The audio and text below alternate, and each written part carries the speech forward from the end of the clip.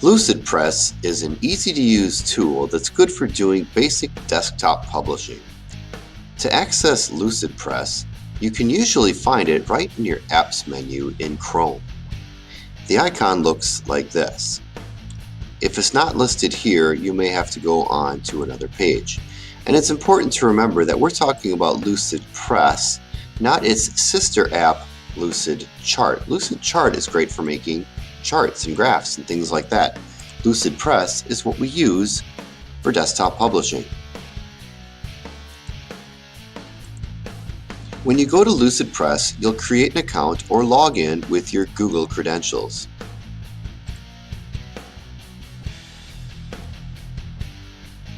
When you first open Lucidpress, it can look a little daunting or even confusing. There's lots of options here, but once you get used to the interface, you'll be okay.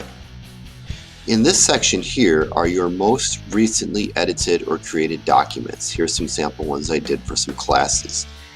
Up across the top, you can start a new document based on some of their templates. There's also some account things that you can look at. There's folders you can set up, but most people just start a new document. You can either click that or hit this little down arrow and you'll get a pop-up menu here with different templates for different categories. If you're doing a poster, there's some pre-made ones here. Any of them marked premium with that blue banner in the corner are unavailable to us here at school. So you can either open up an existing template, or a lot of people just open up a blank document and go from there. It's a good idea when you start to rename your document.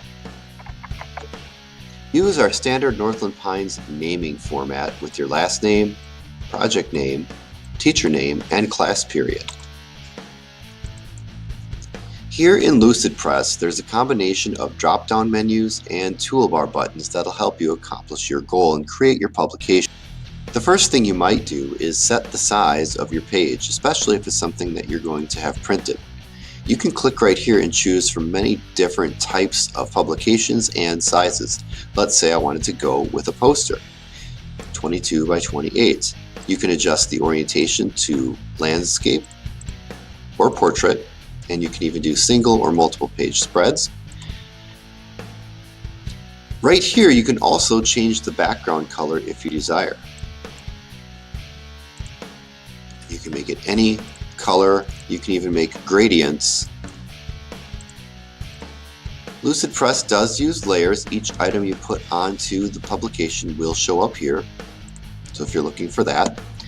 Now when you're ready to add text, the big T over here gives you different text options. There's headings, subheadings, even regular body text.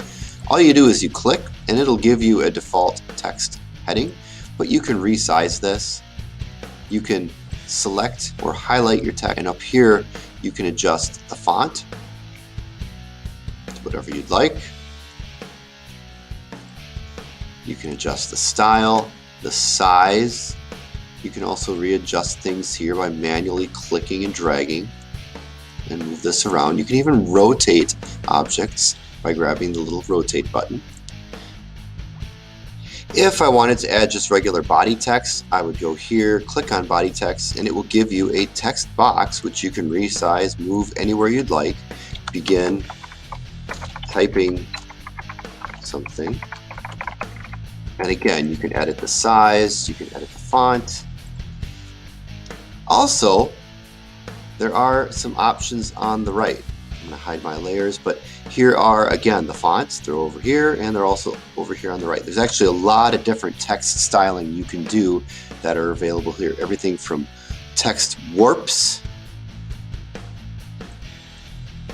adding links, hyphenations, horizontal rulers, tabs, indents, columns, spacings, paragraph styles, color, alignment, whatever you're looking for. It's all over here. There's even shape and layout options for your text boxes. So there's a lot you can do. Some people even like adding shadow. There's a lot of options you can play with there. So you can actually do a lot with text. When it comes to adding graphics to a Lucidpress publication, there are some basic shapes right here that you can add. Just drag them in and then up across the top again. You can recolor, you can change alignment, you can do more. There's even shadows and opacities and layout features and things. And then in terms of images themselves, you can either search for images that you have under your My Images. You can also do a Bing search. There's a built-in Bing search tool for images. So if I was looking for an image of a smartphone, I would just type that in and hit search. And I'm given dozens of options in a safe search environment, which I can then just click, drag, and drop in. I can rotate these, I can move them around, I can resize. If I don't like something, I just hit delete, and I can go back there again and find something different.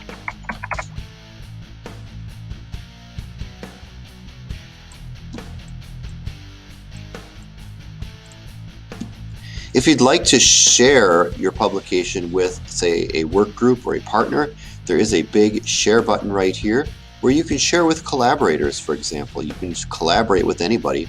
Just enter their email address, and very much like a Google document, you'll all be able to edit the publication at the same time. There might be a little bit of a delay in seeing things appear on your screen that your partners might be doing, but it's not very long. You can give other people other options too. Edit and share, edit, comment, or just view if you want somebody to see it. You are also able to download your final document as a PDF, PNG, or JPEG. There are options there that your instructor may ask you to use. You can also share this via email, social media. There's options here, Facebook, Twitter, whatever.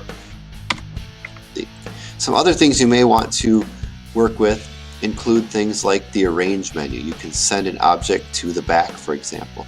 You can even right click on things or two-finger tap on your Chromebook to use arrange, align, unlock. You can add guides if you need to use them to line things up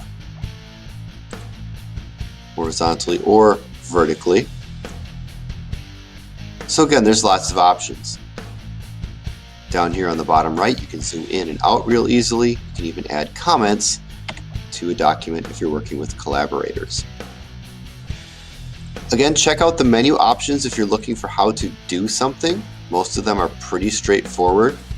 Once you get used to the interface and the different options that are available, using Lucidpress can be fun and easy.